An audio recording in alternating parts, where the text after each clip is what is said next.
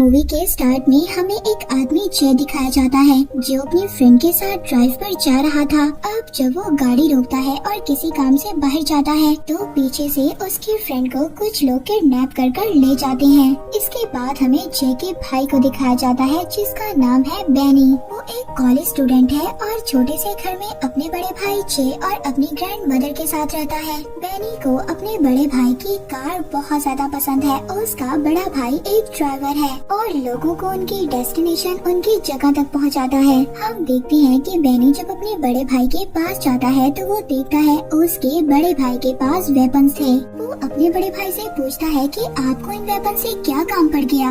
ये बात छुपाने के लिए बेनी का बड़ा भाई उससे कहता है कि तुम्हें मेरी गाड़ी बहुत ज्यादा पसंद है, क्या तुम मेरा एक काम करोगे। ये इसे कहता है कि आज ड्राइविंग के लिए तुम जाओ मेरी गाड़ी लेकर। जय इसको अपनी गाड़ी देता है और कहता है कि मेरी गाड़ी का ख्याल रखना और काम ध्यान से करना। अब बेनी की नाइट की ड्यूटी थी, ये अपने काम पर निकल जाता है। ये एक मेंशन के पास जाता है। ये मेंशन बहुत बड़ा और बहुत प्यारा था। मेंशन से दो प्यारी सी लड़कियां बाहर आती हैं। ये दोनों लड़कियां एक्चुअली में वैम्पायर थी, मगर बेनी इसके बारे में नहीं जानता था। वो लड़कियां बेनी से कहती हैं कि हमें 5 जगहों पर जाना है, सुबह होने से पहले हमें इन 5 जगहों पर जाना होगा। वो लड़कियां बेनी से पूछती हैं कि क्या तुम अच्छे से अपना टास्क परफॉर्म कर लोगे, क्योंकि उन्हें बेनी पर शक हो रहा था। उन्हें ये लग रहा था कि शायद बेनी अच्छे से ड्राइव नहीं कर पाएगा और शायद ये पहली मर्तबा कार को ड्राइव कर रहा है। अब बेनी इन दोनों लड़कियों को इनकी फर्स्ट डेस्टिनेशन तक लेकर जाता है। अब इसने उन दोनों लड़कियों को उनकी पहली जगह पर पहुंचा तो दिया था, मगर ये खुद अंदर नहीं जा सकता था। अब वो दोनों लड़कियां वैम्पायर्स उस जगह पर डायमंड दिखाकर चली जाती हैं, जबकि बेनी बाहर ही उनका इंतजार कर रहा था। जब वो दोनों लड़कियां अंदर थी तभी बेनी को बाहर चीख की आवाज आती है, पर बेनी ये नहीं जानता था कि ये आवाज कहां से आई और क्यों आई। बेनी कार से बाहर आता है तो तभी ये जब नीचे देखता है तो इसको वो ही स्टोन मिलता है, जिस स्टोन को दिखाकर वो दोनों वैम्पायर्स अंदर गई थी। ये अब उस स्टोन को अपने पास रख लेता है। वो दोनों वैम्पायर्स अब बाहर आ जाती हैं। इसने इन दोनों वैम्पायर्स को ये नहीं बताया था कि ये जय नहीं बल्कि बेनी है, क्योंकि आने से पहले इसके बड़े भाई ने वार्न किया था कि तुम ये किसी को भी नहीं बताओगे कि तुम जय नहीं बल्कि बेनी हो। जो भी तुमसे कुछ भी पूछेगा तुम यही कहोगे कि तुम जय ही हो। अब बेनी इन दोनों वैम्पायर्स को इनकी सेकंड डेस्टिनेशन दूसरी जगह पर लेकर जाता है। ये दोनों लड़कियां बेनी को बहुत ज्यादा अजीब लग रही थी। ये अपनी दूसरी डेस्टिनेशन पर पहुंचकर पार्टी में एंजॉय करने के लिए चली जाती हैं, जबकि बेनी बाहर ही इनका वेट करेगा। अब जब बेनी बाहर था तो वो इन दोनों लड़कियों के बारे में सोच रहा था कि ये दोनों लड़कियां कितनी ज्यादा अजीब है। इसको ये नहीं पता था कि ये दोनों लड़कियां वैम्पायर्स हैं। पर तभी के अपनी बैक सीट पर देखता है कि उनका बैग और उनका फोन पड़ा है। पीछे पड़े हुए फोन पर एक मैसेज आता है। अब मैसेज पर ये पढ़ता है वो आदमी जय के बारे में पूछ रहा था कि वो कैसा है। उस मैसेज पर उस आदमी का ये कहना था कि वो जल्द से जल्द जय से मिलना चाहता है, यानी कि बेनी के भाई से। अब ये मैसेज सुनकर ये परेशान हो गया था कि आखिरकार ये आदमी मेरे भाई से क्यों मिलना चाहता है। जब ये बैग खोलता है तो बैग में बहुत सारे पैसे थे और वहाँ पर खून भी लगा हुआ था, जिसकी वजह से ये बहुत ज्यादा परेशान हो गया था और इसे कुछ भी समझ नहीं आ रहा था कि इसके साथ आखिर हो क्या रहा है। तभी बेनी वहाँ पर एक पुलिस ऑफिसर को देखता है जो कि हर गाड़ी को चेक कर रहा था। तभी ये फौरन से अपनी गाड़ी से बाहर निकल जाता है और छुपने लगता है ताकि इस पर कोई भी इल्जाम ना आए। पर तभी छुपते हुए इसको वो पुलिस ऑफिसर देख लेता है। ये घबरा कर भाग कर उसी मेंशन में चला जाता है जहाँ पर वो दोनों वैम्पायर्स गई थी। अब बेनी उस मेंशन में एक रिसेप्शनिस्ट के पास जाता है। पहले तो वो रिसेप्शनिस्ट बेनी को इग्नोर करती है, पर तभी बेनी जब वो स्टोन को बाहर निकालता है जो उसको नीचे गिरा हुआ मिला था, तो उस रिसेप्शनिस्ट का बिहेवियर बिल्कुल चेंज हो जाता है और वो रिसेप्शनिस्ट इसको हेल्प ऑफर करती है। कहती है कि मैं आपको उसी जगह पर लेकर जाऊंगी जहाँ पर आप जाना चाहते हैं, क्योंकि वो ये जानती थी कि जिसके पास भी ये स्टोन होता है वो कितना ज्यादा खास होता है और उसे कहाँ पर जाना होता है। अब ये रिसेप्शनिस्ट बेनी को एलिवेटर से उस जगह पर लेकर जाती है जहाँ पर वो दोनों वैम्पायर्स थी। ये जाकर देखता है कि वो वैम्पायर्स एक आदमी का खून चूस रही थी। अब इस तरह से बेनी उन दोनों को देखकर बहुत ज्यादा डर गया था। ये भागकर उसी पुलिस ऑफिसर के पास आता है। ये आकर उस पुलिस ऑफिसर को बता देता है जो दोनों लड़कियां अंदर गई हैं वो वैम्पायर्स हैं और वो वहाँ पर एक आदमी का खून चूस रही हैं। और यहाँ पर मूवी में हम एक टर्न देखते हैं कि वो पुलिस ऑफिसर कोई और नहीं बल्कि उन दोनों लड़कियों का एक साथी था।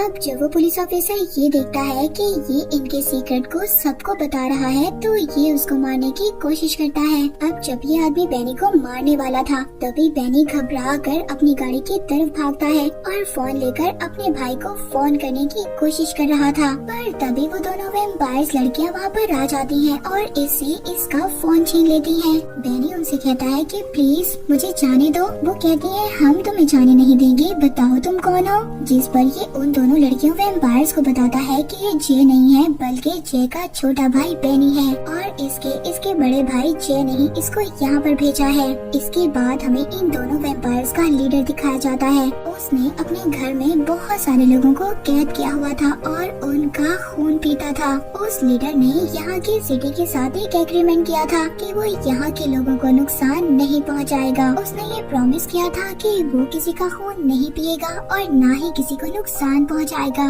मगर इतने साल ऐसा कर कर ये बहुत ज्यादा बोर हो गया था। फिर इसके बाद इसने ये एग्रीमेंट खत्म कर दिया और अब ये लोगों को नुकसान पहुंचा रहा था। यहीं पर हमें ये भी पता चलता है बेनी का जो बड़ा भाई जे था, यहाँ पर जितने भी वैम्पायर्स और उनके लीडर थे ये उनका हंट किया करता था। जे सिटी को कोई भी नुकसान नहीं पहुंचाना चाहता था। वो ये नहीं चाहता था कि ये वैम्पायर्स किसी भी इंसान को नुकसान पहुंचाएं। जब ये बात उन वैम्पायर्स के लीडर को पता चली तो अब ये जे और उसके साथियों को पकड़ना चाहता है और यही वजह थी कि उसने उन दोनों लड़कियों को हायर किया था। दूसरी तरफ हम बेनी को देखते हैं जहाँ पर उन दोनों लड़कियों को ये पता चल गया था कि ये जे का छोटा भाई बेनी है। बेनी यहाँ से भागने की कोशिश करता है मगर वो दोनों लड़कियाँ इसको यहाँ से भागने नहीं देती।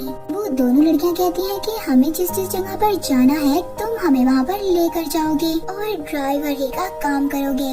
यहाँ पर हम देखते हैं इन दोनों लड़कियों में से जिसका नाम ब्लेयर था वो बेनी को लाइक करने लगी थी और इसी वजह से वो बेनी की हेल्प करना चाहती थी। वो बेनी को सारी स्टोरी बता देती है। वो बताती है कि यहाँ पर दो पार्टीज हैं और वो सिटी का टेक ओवर करने की कोशिश कर रही हैं। वो बताती है कि एक पार्टी तो वैम्पायर्स के लीडर की है जो सिटी के लोगों का नुकसान चाहता है और इंसानों का खून पीना चाहता है और दूसरी तरफ मेन पार्टी तुम्हारे भाई जे की पार्टी है। वो सिटी का नुकसान नहीं चाहता बल्कि लोगों को इन वैम्पायर से बचाना चाहता है। वो बताती है कि तुम्हारे भाई को उस मेथड का पता है जिससे कि वैम्पायर्स को मारा जा सकता है और वो ये भी बताती है कि मेरे साथ जो दूसरी वैम्पायर है वो हमारे लीडर को लाइक करती है और हमारा लीडर भी इसको लाइक करता है। इसके बाद हम देखते हैं कि बेनी इन दोनों वैम्पायर्स को इनकी थर्ड डेस्टिनेशन तीसरी जगह पर लेकर जाता है जो कि एक नाइट क्लब था। यहाँ पर और भी बहुत सारे लोग थे जो नाइट क्लब में जाने के लिए लाइन में लगे हुए थे।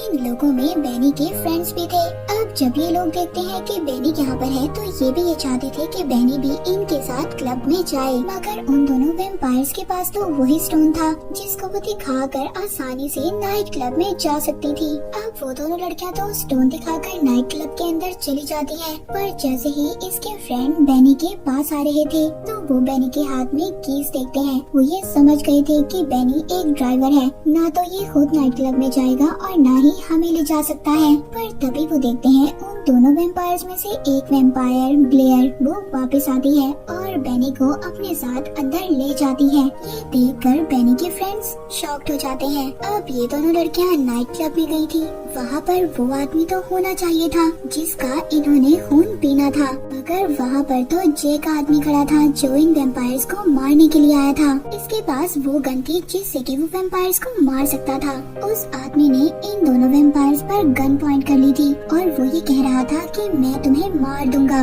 उसके साथ वहाँ पर कुछ और मेंबर्स भी थे। वो अपने मेंबर से कहता है कि इनको शूट कर दो मगर यहाँ पर बेनी इन दोनों वैम्पायर्स की हेल्प करता है। वो इनके लीडर पर एक बॉटल मार देता है जिसके बाद वो दोनों वैम्पायर्स बाकियों से फाइट करती हैं और इस तरह से ये सब लोग नाइट क्लब से बाहर आ गए थे। अब अब उन दोनों वैम्पायर्स को ये बात पता चल गई थी कि जय का भाई एक्चुअली बेनी उनके साइड पर है, क्योंकि बेनी ने उनकी हेल्प की थी। अब वो दोनों वैम्पायर्स बेनी से कहती हैं, हमें कोई ऐसी जगह बताओ जहाँ पर हम बिल्कुल सेफ रह सके। बेनी कहता है कि क्यों ना तुम दोनों मेरे घर पर आ जाओ, मेरा घर एक सेफ प्लेस है, मेरे घर में सिर्फ मेरी ग्रैंड माँ है, जहाँ पर तुम लोगों को कोई भी नुकसान नहीं पहुँचाएगा। अब बेनी इन दोनों लड़कियों को अपने घर ले जाता है, जहाँ पर ग्रैंड माँ उसकी पूछती है कि बेनी ये दोनों लड़कियाँ कौन है? पहले तो तुम कभी भी किसी भी लड़की को घर नहीं लाए। नेक्स्ट सीन में दिखाया जाता है कि बेनी के पास वैम्पायर्स के लीडर की कॉल आती है। वो बताता है कि तुम्हारा भाई जय मेरे पास है।